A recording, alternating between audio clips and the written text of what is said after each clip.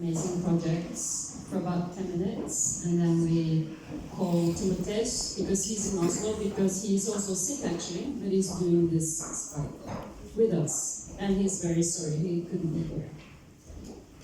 So, all yours. Thank you. Thank you.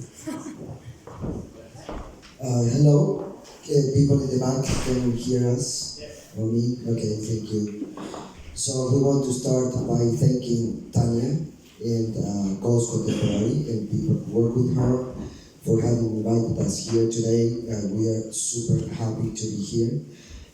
This event is unlike many of the other events that we have in Norway. So for those who do not know Norway, they come here. Do not think that everything is like Ghost Contemporary. This is a fantastic event. Thanks a lot, Tanya. Even more so now that the topic is so interesting, right? When we have unions. So, Agnes. Let's begin. Alt Går Bra. We are an art group based in Bergen and in Paris. We are 3 people. It's Branko, myself, Agnes, and one more person named Oscar, who's not here.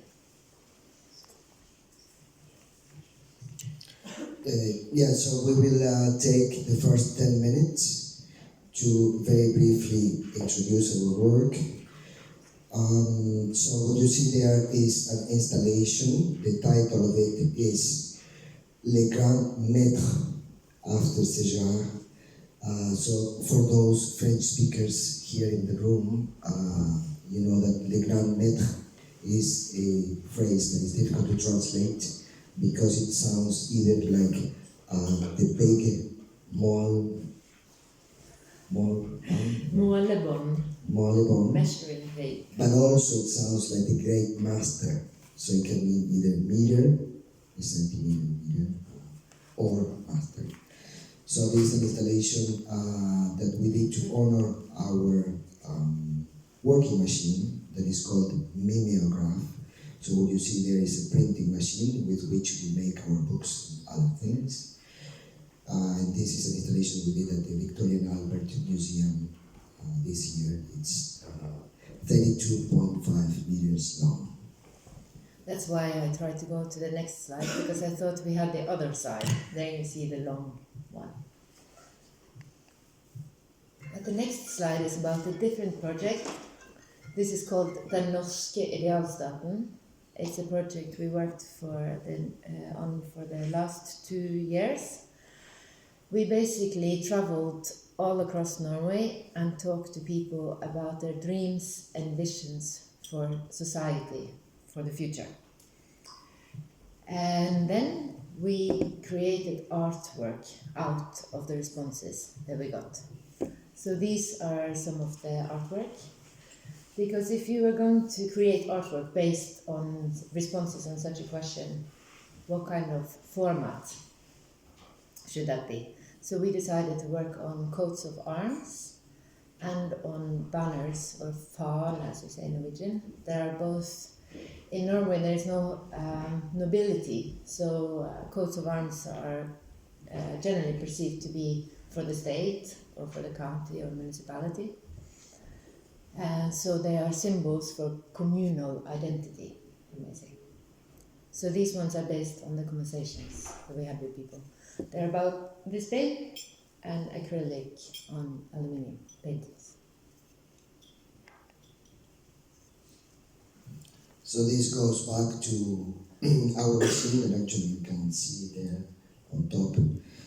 So this is a conference, an international conference that we organized at the University of Westminster early this year. And this is the first conference that was organized about this machine. So it's the role of this forgotten machine that there's almost nothing written about except for the book that we published in 2016. And the role that this machine had for democratizing the printing medium. And I think that what is next is the book. So this is a little bit about our discursive events. So it was a conference the slide before.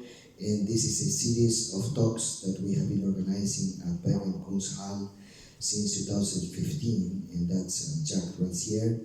So we've had several guests, philosophers and artists. And these are some of the books that we make with our machines. So if you go later on to the tour, you will see some of the books in our journal. And I think this is the last slide. Yeah, so I talked about the banners of Fana. So this is one of them. And we, for the last 2 years, we've been taking part in the 17th of May parade, the celebration of the National Day in Norway. A natural place for the Fana with our samtidskunst, contemporary art Fana. Yeah, so that was the last slide. We have 2 minutes left for our presentation, if anyone has a question. If not, we'll just come and start talking to Tim.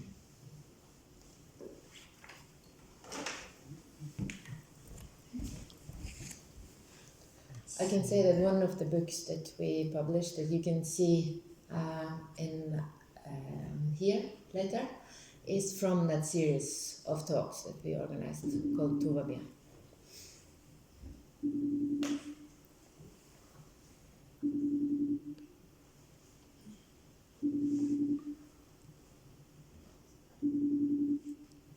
Please pick up. Hello. Hello? Hello. Can you hear me? Yes. Yes. Okay, I can't really see you that well, but I see you a bit, so I'm guessing that you do. I can't see Blanco, which of course is a huge miss. Hi. Hi. Hello. Hi, shall we get going? Of course. Okay. I don't know exactly what I've missed in missing your no doubt wonderful introduction. I have a hunch though of what you might have been talking about based on what we've discussed before. And so I thought I just follow up on some of the things that we've been discussing elsewhere before to try and illuminate and perhaps, I don't know if we can answer some questions about your work, but begin to think through some of the implications of your practice, if that's all right, and that's all right with everyone in the room. Sorry, I'm not there, by the way. You are in a lovely island. I am in an office bar in Oslo. So, it's someone here is losing out for sure.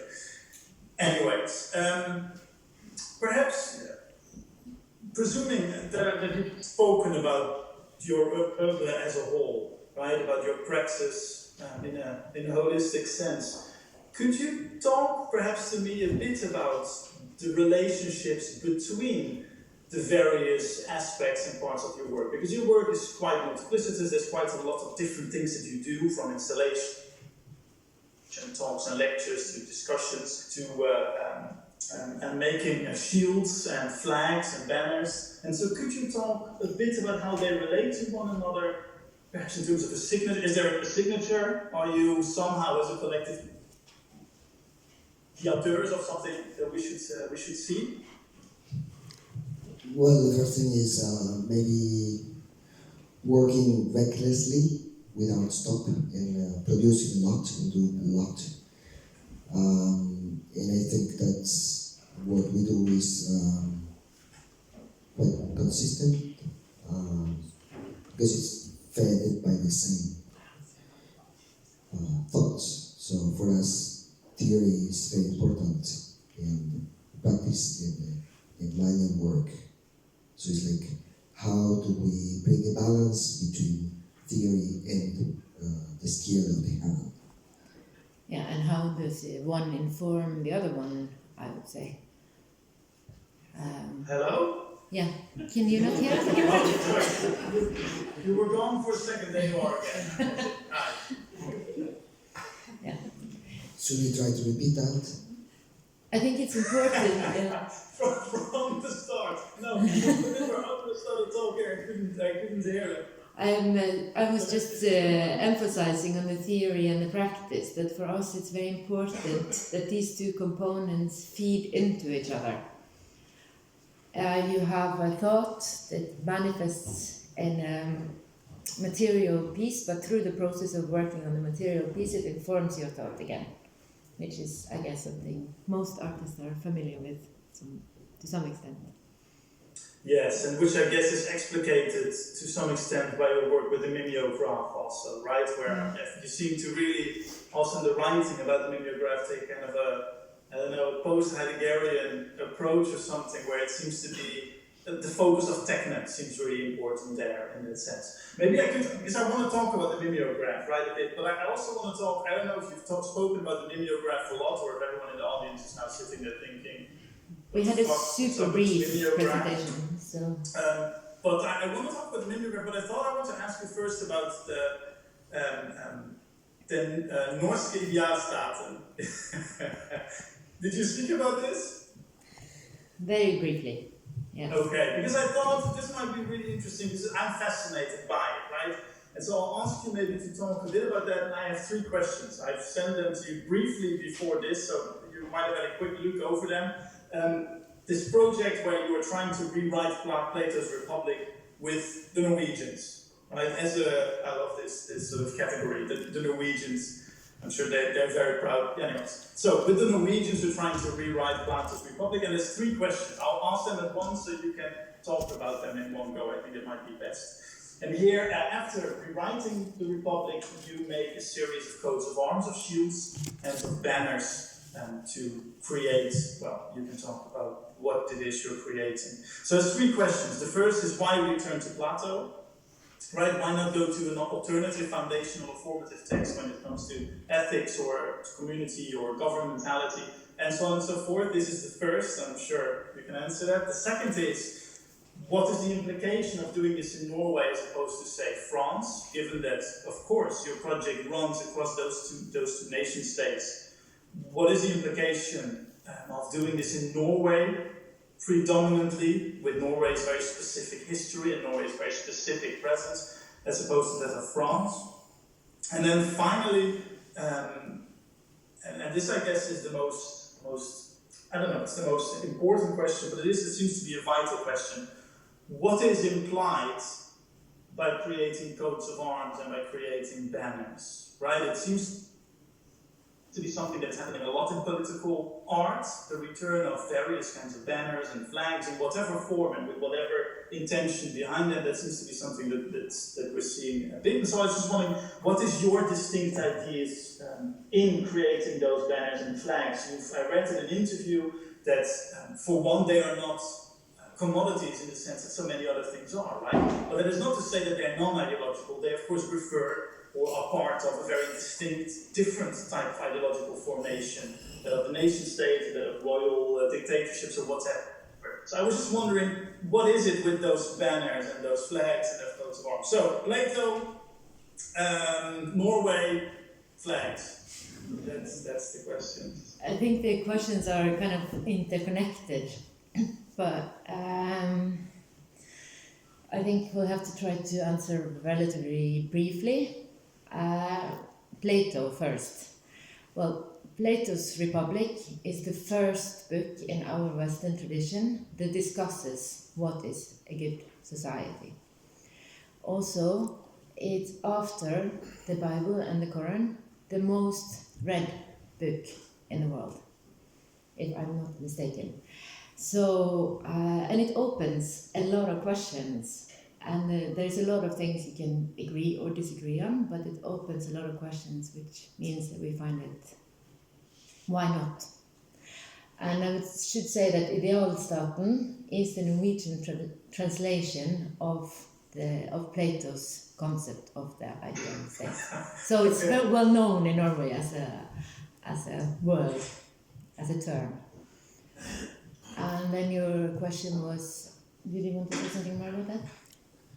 Yeah, and I think that I think you're familiar with the work of Erik Feigelin. Yeah. Yes, quite. Yeah. So I think it's him who does this sort of philological analysis of actually the very first word in Plato's Republic or Politeia. And so the word is kateben. So the Greek verb is katabaino. So baino is to walk, and kata is could be down. So anabasis, katabasis. And I think that very word that has been quite well theorized reflects very much what we are trying to do in general in this feeding of the praxis by the theory by the praxis. So Plato's Republic starts with this actual movement, because as we know, Plato wrote theater in a way. With that word and with actual movement of Socrates, the protagonist of the Republic and so many of his dialogues, going down from the polis to the Piraeus, that was the city port of Athens. So I found that quite profound. Yeah. Yeah, we should. There are more things to be said about this, I think, because what happens is a movement out to the. Then we go out of the art institution in this project. And what is interesting is that in Norway there is not a very strong relationship to or ownership of philosophy in the general public, because philosophy is not introduced in elementary education. So, but people know Plato as a philosopher, at least the name. And when we also, so it's an introduction of kind of philosophy, and it's written as a dialogue and very easy to read. So it functions in this way too, as an opening of dialogue. Why Norway? I am Norwegian, and also I think that this way that Norway is put on a pedestal, in many ways, like this discourse that you are referring to, of the role of Norway as the country of the dreams or something, actually makes it very interesting, as it opens a lot of questions in terms of this ideal state.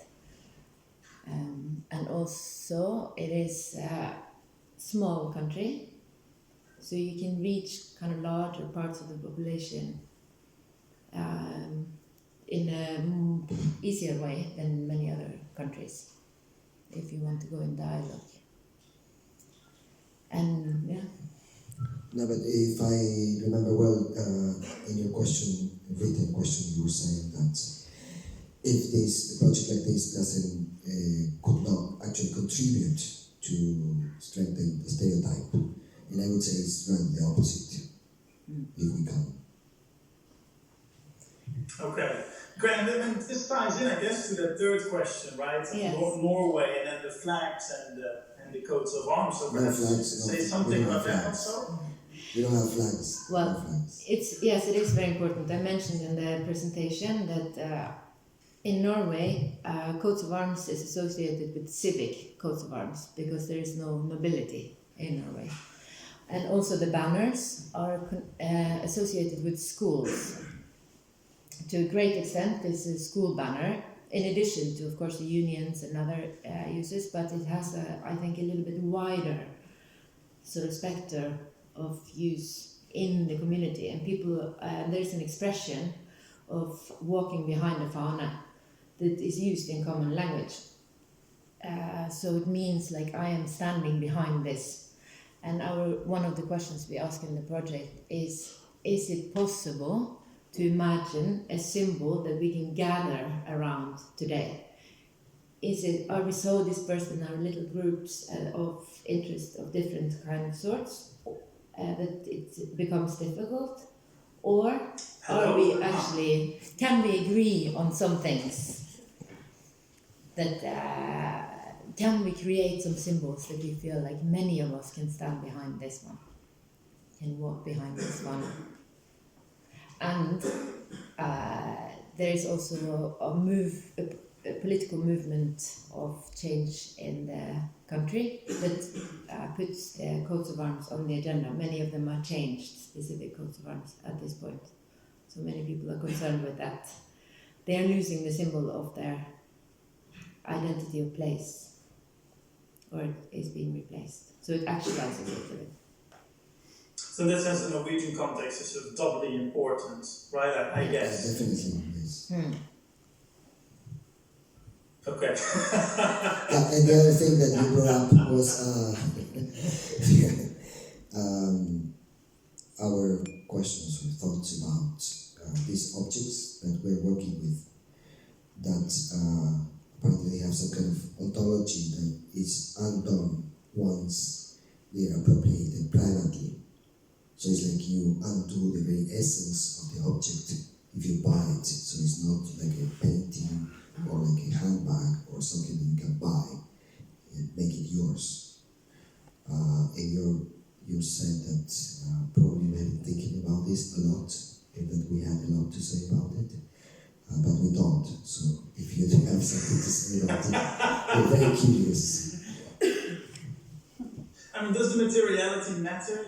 The fabric or the particular materials that you use to create those coats of arms in this context? I mean, because I'm guessing you even do this in France or indeed in Holland, where I'm from, where, you know, as I saw the participation, this is quite a few Dutch people.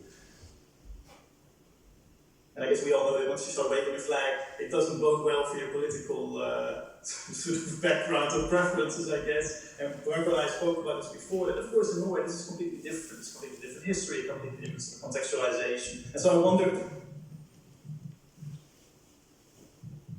at all, if this is a more universal approach. I think the Norwegian context does play a role. Like during this project, we also worked with a scholar from the university who wrote in Trondheim, that wrote a book about Norwegian school fauna, school banners. And she traced it from the Norwegian independence, and before it was allowed to use the Norwegian flag, because Norway was in a union with Sweden still. And in the school banners, they actually used the Norwegian flag as a kind of political protest in the children's marches. And then how they are reflecting the nation-building project. And then they are reflecting, let's say in the 80s, it was very common that the children made these banners together with their teachers. So that symbolizes the kind of democraticness and participation. And then today you have school banners that are more like kind of branding of each individual school. So they're more like kind of corporate logos, some of them. So you can really talk about a lot of things. So then the materiality of making a fauna by hand in the traditional manner starts engaging with this whole history. And also, of course, the role of women in making that kind of artwork, right? And how there's a parallel there with the mimeograph that was the machine of the secretary in a way. And there's all that needs to be excavated. And there is all the issue of preservation of fauna that are dying as we are talking now, right? There is very, very little awareness of preservation of this primarily female object or female-related object because of this soil textile work. Right? So that's super interesting. We unfortunately don't have the time to work on that, but there are all these connotations that are super important to us. Yeah. Does this? How much time do we have, by the way? Do we know? We have 5 more minutes. 5 more minutes. Can I ask you, because just a sense of locality, right, or a preciseness that comes from dialogue, or that comes from a very particular, distinct engagement with what is at hand at that moment, with what is around, right? Which is also, of course, what technique is all about, right? Not just about fraud, but about what is at hand at the very moment, right? That's what Nancy writes about the power of technique. And so I was wondering also with the mimeograph, with the locality and the precision with which you use the mimeograph, if you were able to talk to us a bit about that, if that is what you're keen to talk about. We can also go to the last question I have, but I think maybe let's do the mimeograph first. What to say about that? Well, it's super interesting because the mimeograph is a global machine. So we use mimeographs that are of the brand that is called Gestnettler. So the standard was the equivalent of Macintosh, Apple today. So they had offices all over the world.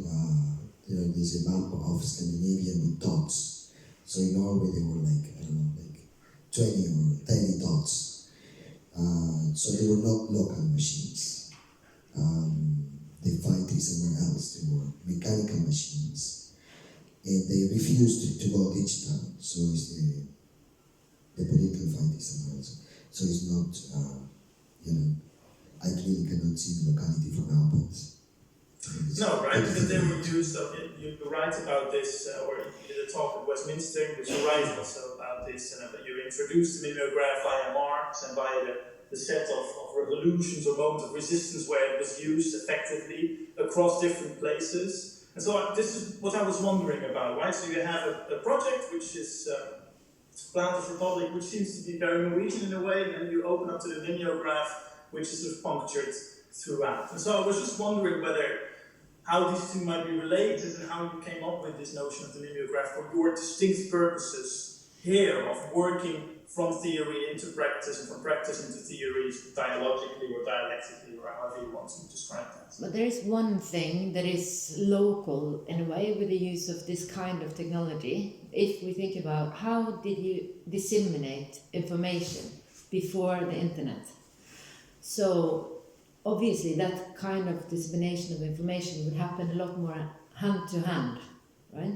And the production is also not in collaboration with somebody who's in the other side of the world. You need to be in the same room together to work with this machine. So there's a certain sense of locality in that regard, I would say.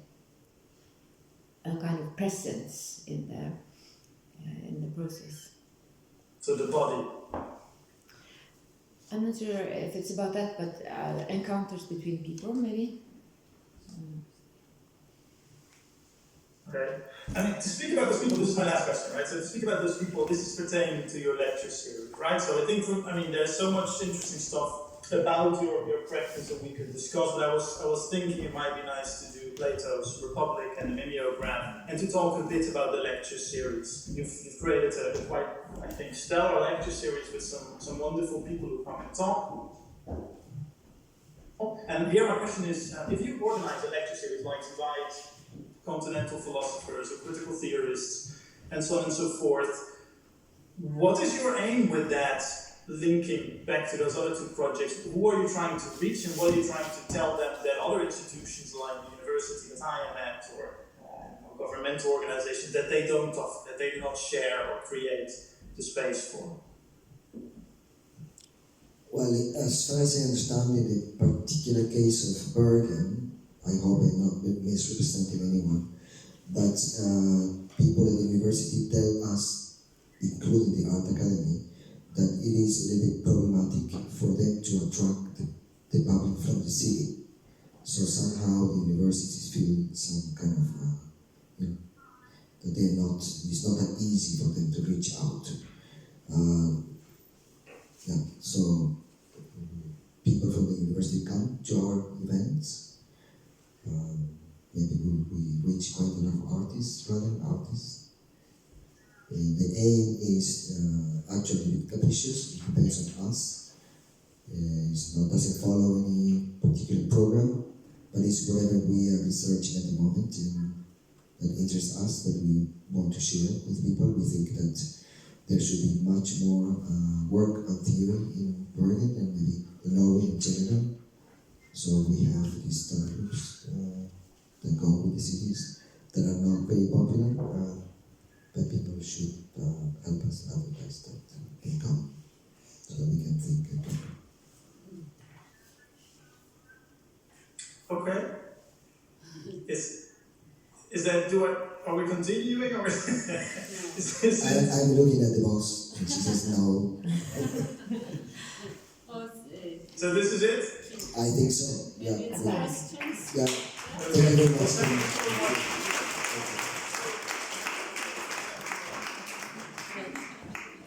The boss says we can ask if anybody has any Yes. questions. Yeah. Do you have any questions? Anybody? Okay.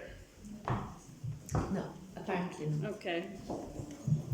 Thank you, Tim. Thank you so much. Thank you, Tim. Thank you very much.